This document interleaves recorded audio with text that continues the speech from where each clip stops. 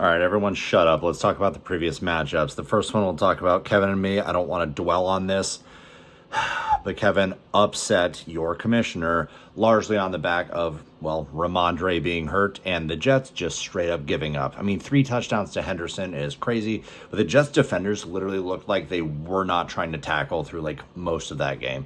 Sometimes I think that watching the games makes fantasy more fun.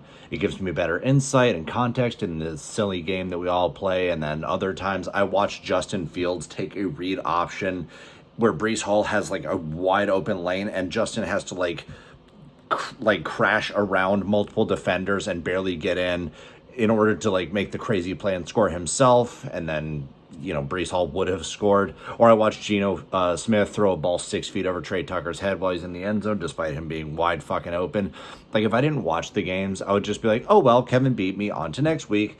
I truly bring this upon myself. So anyway, on to next week. Whatever. Jason dropped an easy one against Dan by starting the wrong quarterback and lost himself around 1.2 points in the rankings. It wouldn't move him up a spot in the rankings, but that little amount of points might be the difference between Jason making and missing the playoffs. This was a really big win for Dan as well, since he's out of the Sacco for now, at least. Dan's team actually had a pretty solid showing, save for his 2 Chargers totally shitting the bed and allowing Jason to stay close. Chris managed to squeak by Patrick without Jonathan Taylor, thanks largely in part to CMC dropping 30 and Pickens dropping 20.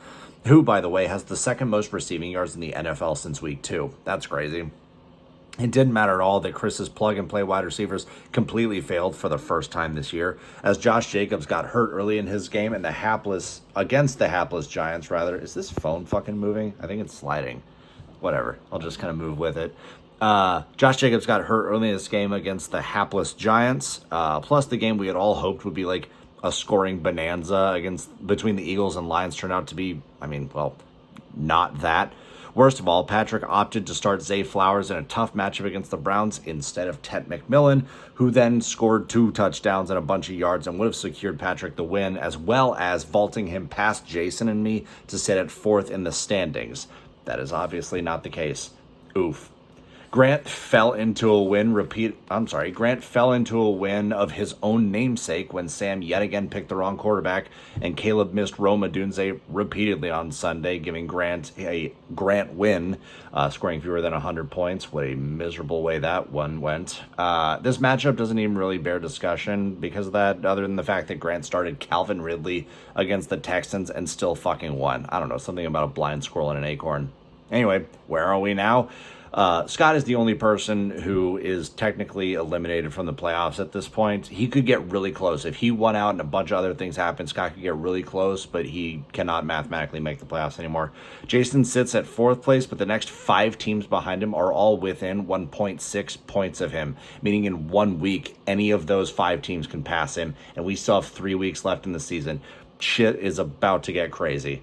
Let's talk about the power rankings. In 10th place, in the same spot as last week, and same spot for kind of a while now, is Scott, a team that has been decimated by injuries, bye weeks, and pouting wide receivers who don't get the ball like they should, or at least they think not.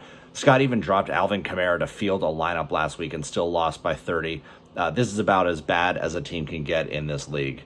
At number 9, down 2 spots from last week, is Dan. Now, Dan completed his yearly blockbuster trade, sending McBride, Monty, and Lamb to Tim for Devonta Smith, Bucky Irving, and a very hurt Dalton Kincaid. Dan obviously is playing the long game here, thinking about weeks 15 through 17, and also next year with Bucky Irving. However, this has left him with a pretty poor roster as of now. At number 8, up 1 spot from last week, is Grant. Grant's fear of the Sacco has kept him from dealing the one really good player on his roster, as Bijan is the only one who can save him from the Sacco. This isn't a terrible roster, but Dan and Kevin's recent wins have moved them up in the standings, and now Grant needs to actually try and win another game or 2, or else he's probably screwed. At number 7, up 1 spot from last week, is me, which is, I sold Jamar Chase and Derrick Henry and moved up a spot. I know. My team definitely got worse, and I have a completely disgusting running back room, but Mahomes has been nearly perfect. My defensive slot is strong, and I've got 4th quarter Jordan Addison, which is the best fantasy asset you could possibly ask for.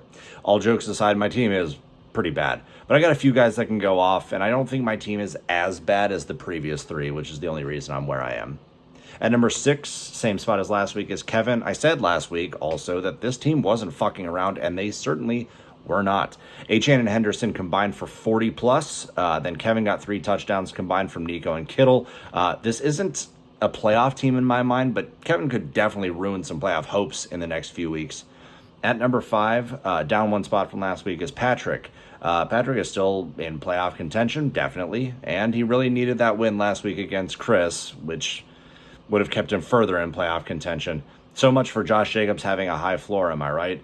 No Jacobs this week makes things difficult, admittedly, plus Patrick's remaining running backs have pretty tough matchups. This is still a good team who could get into the playoffs with a little bit of help. At number 4, up 1 spot from last week, is Tim. I mean, what a roller coaster this team has been on. So many injuries to players on the roster, so many injuries to other players that helped players on the roster, and now the acquisition of Trey McBride, stud, and CeeDee Lamb, stud, and David Montgomery, not a stud, but a fine player, have helped complete this roster for a near certain playoff run. I will say that this week, Dowdle and Genty have pretty tough matchups. Plus, Golden is mercurial at best. Plus, if Josh Allen hadn't scored 40 plus last week, Tim would have been in the 90s in scoring, which is, I know there's a big whataboutism. Allen can obviously go off on any given Sunday or Thursday in today's case, but Tim's going to need more complete production in order to move up further in the standings. Weirdly, CeeDee Lamb hasn't had an explosion game yet this year, so I don't know. Maybe we'll get that this week. At number 3, down 2 spots from last week, is Sam. Now, obviously, this is temporary with Chase and London on the bench. If I punished Chris last week for not having JT, I have to do it to Sam this week as well. This team's going to be really dangerous in the playoffs. That's all there is to it. This is just a 1-week thing. And number 2, up 1 spot from last week, is Jason. Brock Purdy is a great addition, at least for this week. Too bad you didn't start him last week, Jason. You cost yourself a win. As always, it's tough to put Jason this high because even with a stellar roster, he keeps making those small decisions that keep leading to losses. Jason should make the playoffs with a roster like this, but it's going to come down to his decision making. And at number 1, up 2 spots from last week, is Chris, and we're back. JT and CMC are past their buys and are ready to rumble. And speaking of rumbling, Chris also acquired Derek freaking Henry, giving him the scariest running back room I think this league has ever seen. I mean, mine last year with Bijan, Jacobs, and Mixon was crazy, and this one just blows that one out of the water. My God. Chris continues to lack bench depth, but with his insane health luck this year, why on earth would he need it? Let's talk about the upcoming matchups. Chris is favored by 6.5 over Sam. Thank you again, Tim, for the lines. These were hard to pick. Sam gave Chris his only loss of the season back in week 4, but Chris might get his revenge this week with Sam missing Chase and London. This feels like a championship preview, to be quite honest. I'm excited to see these teams at full strength against each other, most likely. Next, we have Eli and Dan in a pick'em. The trade deadline's 2 biggest sellers will meet for the "we kind of gave up and we're a little embarrassed, so don't look at us as we each score 90 points" bowl. I should probably win, but Taysom Hill hasn't had his explosion game yet this year, so good chance that happens this week. Plus, Dan just has some really good matchups, so this might actually be close. Not fun, but close. Grant is favored by 26.5 against Scott, the largest spread we have ever had in league history.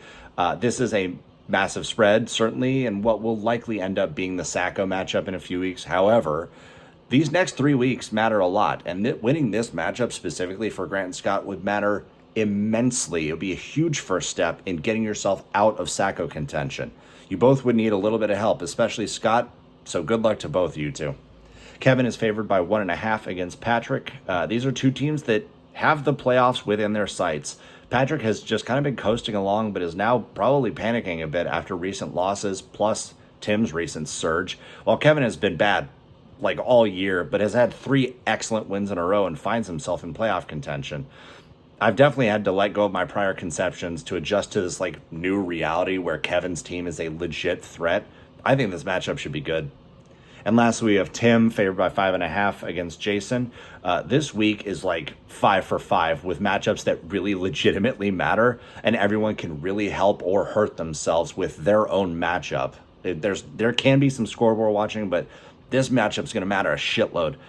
This could be the most important one, frankly. A win from Tim basically secures a playoff spot for him, while a win for Jason keeps the third and fourth playoff spots kind of wide open. Jason and Tim would obviously have an advantage, but that would bring everything closer depending upon what happens behind them.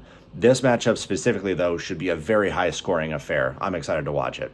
The trade deadline, as of, half an hour or so from now, maybe an hour, has come and gone.